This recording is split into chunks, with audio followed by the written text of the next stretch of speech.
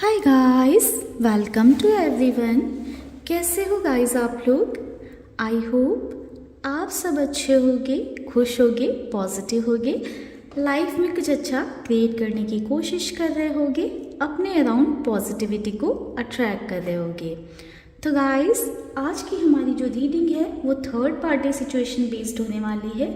आज की रीडिंग में हम चेक करेंगे कि आपके पर्सन एंड थर्ड पार्टी के बीच में करंट की क्या सिचुएशन है। ठीक है, यानी कि हम चेक करेंगे कि आपके पर्सन एंड थर्ड पार्टी के बीच में अभी क्या चल रहा है।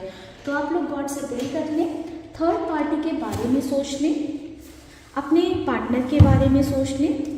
करते हैं रीडिंग को स्टार्ट और देखते हैं कि दोनों के बीच की करंट की सिचुएशन क्या है।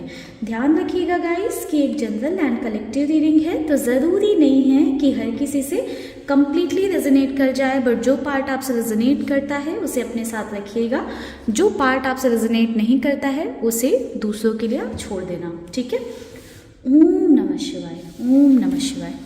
गाइस, अगर आप चाहें अपनी पर्सनल सिचुएशन के बारे में जानना तो उसके लिए आप पर्सनल रीडिंग के लिए मुझे ऊपर दिए हुए नंबर पर कनेक्ट कर सकते हैं। ध्यान रखिएगा, व्हाट्सएप करें एंड पर्सनल रीडिंग चार्जेबल होती हैं। अगर आपको लगता है कि आपके केस में थर्ड पार्टी रिमूवल आपको हीलिंग चाहिए या किसी तरह का ब्लैक मैजिक इन्वॉल्व है या आपके रिलेशनशिप में, आपकी मैरिड लाइफ में इश्यूज चल रहे हैं, उसके लिए अगर आपको हीलिंग चाहिए तो उसके लिए भी आप मुझे कांटेक्ट कर सकते हैं। हीलिंग स्पेल्स दोनों ही मैं करती हूँ, तो दोनों के लिए आप मुझे कांटेक्ट कर सकते हैं ऊपर दिए हुए नंबर पर।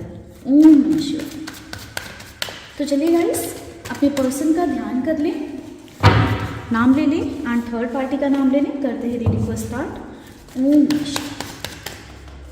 Angels, universe, divine powers, please guide करें, प्लीज़ गाइड करें हमें, प्लीज़ हमें गाइड करें, हमारे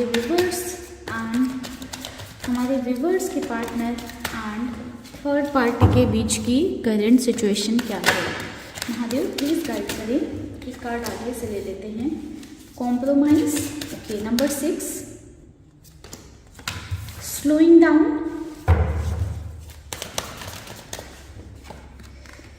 beyond illusion,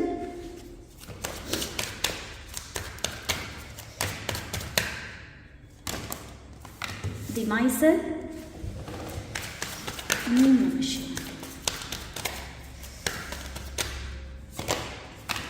going with the flow, morality,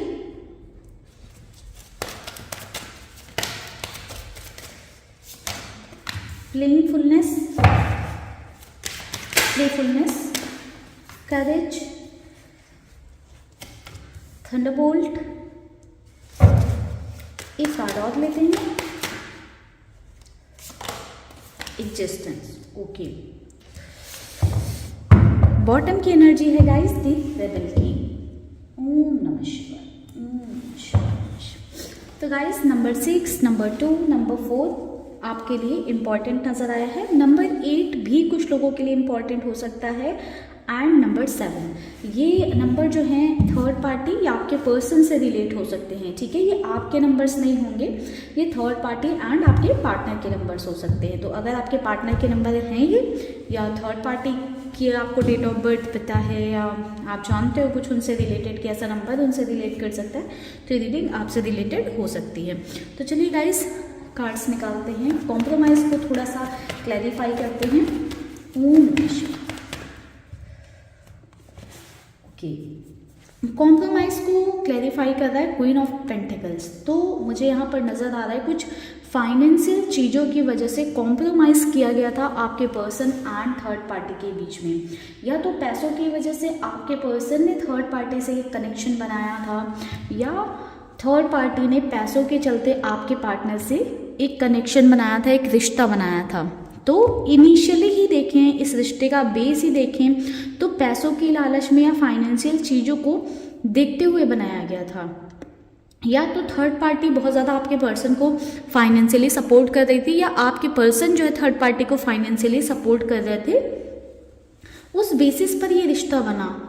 ठीक है, पैसों की लालच में ये रिश्ता बना, तो बेस ही एक कॉम्प्रोमाइजिंग वाला था दोनों के बीच में। एंड कहीं ना कहीं अभी भी रिश्ते को कंटिन्यू किया जा रहा है, इस रिश्ते में अभी भी कॉम्प्रोमाइज़ वाली सिचुएशन देखने को मिल रही है, अभी भी इस रिश्ते में कॉम्प्रोमाइज़ चल रहा है फाइनेंशियल चीज़ों की वजह से, या तो आपके पर्सन कंप्लीटली डिपेंडेंट है थर्ड पार्टी पर, या थर्ड पार्टी कंप्लीटली डिपेंडेंट है फाइनेंशियली आपके पर्सन पर, जिसकी वजह से दोनों का रिश्ता अभी भी चल रहा है या दोनों का रिश्ता अभी भी टिका हुआ है। ठीक है, ऑल्दो मुझे दिखाई दे रहा है कि पहले जो चीज़ें थी इस रिश्ते में अभी वो काफ़ी जो है चेंज हो चुकी हैं, जो एनर्जी है वो काफ़ी स्लो हो चुकी है। साथ ही साथ मुझे यहाँ पर ऐसा नज़र आ रहा है कि मॉरलिटी की साइड है, तो कहीं ना कहीं इस रिश्ते में ना वैल्यूज़ को इम्पोर्टेंस नहीं दी गई है। बहुत सारी ऐसी गलत चीज़ें इस रिश्ते में हुई हैं जो नहीं होना चाहिए था।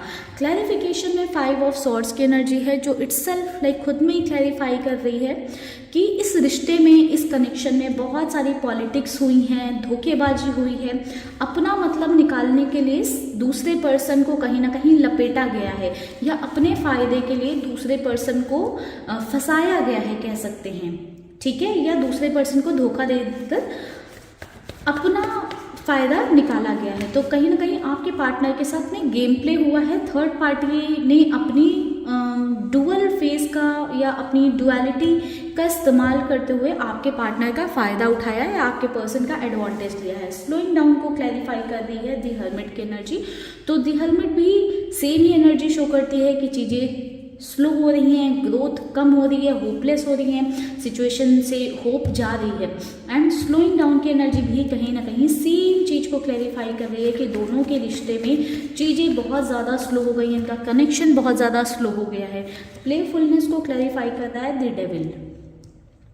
आप गाइस देखो एनर्जी कितना ज़्यादा रेजोनेट हो रही है। प्लेफुलनेस को क्लैरिफाई कर रहा है दी डेविल की एनर्जी, तो कहीं ना कहीं आपके पार्टनर को बहुत ज़्यादा थर्ड पार्टी ने अपने कंट्रोल में रख कर घुमाया है, नचाया है। ये अपने कंट्रोल में कैसे रखा था? फिजिकली आपके पर्सन को अपनी तरफ अट्रैक्ट करवा के। ठीक है, फिजिकल अट्रैक्शन आपके पर्सन एंड थर्ड पार्टी के बीच में बहुत ज़्यादा रहा है। दोनों के बीच में एक इंटीमेट वाला रिलेशनशिप भी रहा है। हो सकता है ये एनर्जी आपसे रेजोनेट करे, हो सकता है कुछ लोगों के केस में ना रेजोनेट करे, हो सकता है आपके केस में सिर्फ थर्ड पार्टी ने फिजिकल अपीयरेंस के जरिए या अपने आप को मेंटेन करके अच्छी दिखने वाली हो सकती है थर्ड पार्टी, या आपके पर्सन अच्छे दिखने वाले हो सकते हैं, तो फिर अपनी अपीयरेंस का इस्तेमाल करके, अपनी अपीयरेंस का यूज़ करके कहीं ना कहीं एक दूसरे को बांध कर रखा गया है, या इस रिश्ते को बांध कर रखा गया है। फिजिकल इंटीमेसी का या एक फिजिकल कनेक्शन का इस रिश्ते में, इस पूरे रिश्ते में, थर्ड पार्टी के रिश्ते में एंड आपके पर्सन के रिश्ते में बहुत बड़ा रोल रहा है। वरना आप देखो तो दोनों ही कहीं ना कहीं एक दूसरे के लिए बहुत पॉजिटिव थॉट्स नहीं रखते हैं। आपके पर्सन को भी समझ में आ रहा है कि कहीं ना कहीं थर्ड पार्टी उन्हें बहुत कंट्रोल करती हैं, उनको अपने इशारों पर नचाती हैं, एंड थर्ड पार्टी भी समझ रही हैं कि आपके पर्सन कहीं ना कहीं उनकी तरफ फिजिकली अट्रैक्टेड है। तो एनर्जी वाइस वैसा हो सकती है, बट सिचुएशन यही है दोनों के बीच की। हम यहाँ पर सिचुएशन क्लैरिफाई कर रहे हैं, तो समवेयर दोनों ही कहीं ना कहीं फिजिकल अट्रैक्शन की वजह से एक दूसरे से जुड़े हुए हैं। जहाँ पर इस रिश्ते में मुझे ऐसा नज़र आ रहा है कि एक दूसरे का इस्तेमाल किया जा रहा है, एक अपने फाइनेंसेस का इस्तेमाल कर रहा है, पैसे लुटा रहा है, तो दूसरा कहीं ना कहीं अपनी ब्यूटी का, अपनी अपीयरेंस का इस्तेमाल कर रहा है। बट धीरे धीरे कह सकते हैं कि चीज़ों से बाहर निकलने लगे हैं, अब क्लैरिटी मिलने लगी है। ये निगेटिविटी क्यों आ रही है अभी? क्योंकि क्लैरिटी है माइंड में कि सामने वाला इंसान मुझे सिर्फ यूज़ कर रहा है पैसों के लिए, या अपनी ब्यूटी दिखाकर मुझे फिजिकली सिर्फ यूज़ कर रहा है, तो वो क्लैरिटी इस रिश्ते में आने लगी है। बट कहीं ना कहीं वो करेज नहीं आया है कि सामना किया जाए, वो करेज की कमी है, वो उस हिम्मत की कमी है जिसके दम पर सामना किया जाए। तो दोनों के अंदर ही शायद वो चीज़ नहीं है कि एक दूसरे को फेस करें, सच्चाई के साथ रियलिटी बोलें। दी हेरेफेंट की एनर्जी क्लैरिफाई कर रही है बियॉन्ड इल्यूजन को। करेज के लिए देख लेते हैं। तो गाइस करेज के लिए एनर्जी है 9 ऑफ पेंटिकल्स की।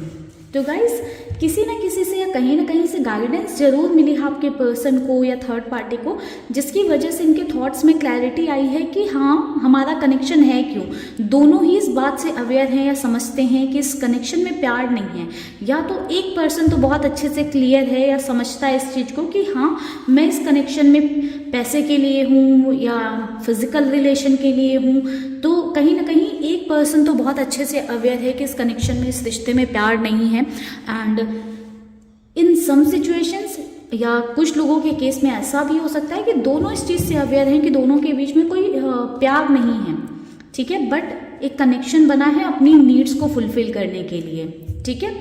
तो करेज दोनों के अंदर इसलिए नहीं आ पा रहा है क्योंकि थर्ड पार्टी को भी डर है कि कहीं जो उनको फाइनेंशियल हेल्प मिल रही है वो ना छूट जाए, एंड आपके पर्सन को भी कहीं ना कहीं ये इनसिक्योरिटी है कि कहीं जो मेरी फिजिकल नीड्स पूरी हो रही हैं थर्ड पार्टी से वो कहीं जो है दूर ना हो जाएं, या फिर थर्ड पार्टी चली गई तो क्या होगा। तो ऐसे थॉट्स के साथ कहीं ना कहीं दोनों ही कॉम्प्रोमाइज़ करते हुए अपने रिश्ते को निभा रहे हैं। ऑल्दो दोनों के बीच में प्यार की बहुत ज़्यादा कमी नज़र आई है, इमोशंस की बहुत ज़्यादा कमी नज़र आई है। इतने कार्ड्स निकाले गए, कहीं पर भी एक कार्ड भी हमारे पास कप्स का नहीं आया है, ठीक है। द माइजर को क्लैरिफाई कर रहा है डेथ। तो गाइस यहाँ पर मुझे ऐसा नज़र आ रहा है कि बहुत अच्छे से समझ रहे हैं आपके पर्सन भी और थर्ड पार्टी भी कि दोनों के बीच में जो भी चीज़ें चल रही हैं वो कहीं ना कहीं पास्ट की उनके जो उन्होंने डिसीजंस लिए हैं या पास्ट में जो चीज़ें की हैं उसी से चलती आ रही हैं। आई थिंक दोनों के रिश्ते में काफ़ी ज़्यादा निगेटिविटी आ चुकी है, दोनों के बीच में चीज़ें अच्छी नहीं है, लड़ाई झगड़े चल रहे हैं या सिचुएशंस अच्छी नहीं है, दोनों ही एक दूसरे को ब्लेम कर रहे हैं। तो ये हो सकता है पिछले काफ़ी टाइम से कर रहे हैं, तो वो माइंड में पास्ट की निगेटिविटी चलती आ रही है, बट कहीं ना कहीं छोड़ नहीं रहे हैं एक दूसरे को या एक दूसरे के साथ है लालच की वजह से। माइजर की एनर्जी है तो लालच है, जैसे मैं बोल रही हूँ नीड्स है, कहीं पर फिजिकल नीड्स है, कहीं पर जिस्म की लालच है, कहीं पर कह सकते हैं हम पैसों की लालच है। तो दोनों का रिश्ता इस बेसिस पर ही चलता चला जा रहा है। थंडरबोल्ट को क्लैरिफाई कर रहा है 8 ऑफ पेंटिकल्स। तो कहीं ना कहीं इस रिलेशनशिप में बहुत प्रॉब्लम आ रही हैं, दोनों की कंपैटिबिलिटी नहीं बन रही, बहुत सारे इश्यूज फेस कर रहे हैं, बट उन इश्यूज को सॉर्ट किया जा रहा है। रीज़न आपको ओवरऑल क्लैरिटी मिल चुकी है कि उन इश्यूज को क्लियर करने का या शॉर्ट करने का क्या रीज़न है। जो भी प्रॉब्लम्स आ रही हैं उनको रिजॉल्व कर लिया जा रहा है अपनी नीड्स को फुलफिल करने के लिए। गोइंग विद द फ्लो की एनर्जी है, क्लैरिटी बहुत ज़्यादा है बट एक्शंस की कमी है। सोचा जा रहा है कि जो जैसा चल रहा है चलने देते हैं, हमारी तो नीड्स पूरी ही हो रही हैं, क्या करना हमें। तो अगेन सेम एनर्जी है कि सोचा जा रहा है, देखा जा रहा है, बट कोई एक्शन नहीं लिया जा रहा है क्योंकि ये रिश्ता प्यार के लिए बना ही नहीं है, जहाँ पर प्यार होना ज़रूरी है।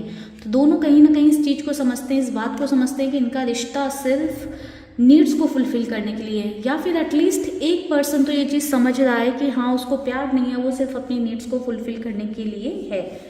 तो दोनों ही चालाक होशियार मुझे तो नज़र आ रहे हैं, बट कुछ लोगों के केस में ऐसा हो सकता है कि कोई एक पर्सन थोड़ा सा सीधा साधा है, थोड़ा सा इनोसेंट है, जिसको फंसाया गया है, ठीक है। ओवरऑल ऐसी एनर्जी है एंड करंट में सिचुएशन यही है कि चीज़ों से अवेयर हैं बट एक दूसरे का फ़ायदा उठा रहे हैं। चल तो दोनों के बीच में कुछ भी अच्छा नहीं रहा है, सभी चीज़ें ऐसी चल रही हैं ना कि दोनों एक दूसरे को अगेंस्ट ही एक दूसरे के खड़े रहते हैं। मोस्ट ऑफ द टाइम दोनों के थॉट्स नहीं मिलते हैं, कॉन्फ्लिक्ट्स बहुत ज़्यादा हैं, इश्यूज़ बहुत ज़्यादा हैं। ऐसी सिचुएशन कई बार तो बन जाती है कि दोनों का रिलेशन इस नोट पर पहुंच जाता है कि ख़त्म ही हो गया हो, या कई बार दोनों डिसाइड भी कर लेते हैं कि इस रिश्ते को ख़त्म करते हैं, एक सेपरेशन में आ जाते हैं, अलग हो जाते हैं, बट कहीं ना कहीं दोनों की नीड्स हैं जो दोनों को फिर से साथ में ले आती हैं। चलिए कुछ और कार्ड्स लेते हैं।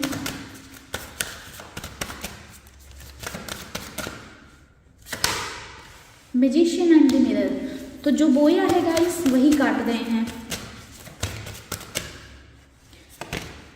अपनी नीड्स को फुलफिल करने के लिए रिश्ता बनाया था, तो कहीं ना कहीं अब सफ़र कर रहे हैं उस रिश्ते में दोनों ही, क्योंकि एक की नीड नहीं दिखाई दे रही है गाइस। यहाँ पर ऐसा नहीं नज़र आ रहा कि किसी एक पर्सन ने नीड में आकर या चालाकी में आकर ऐसा किया, दोनों ही कहीं ना कहीं अपनी नीड्स को फुलफिल कर रहे हैं।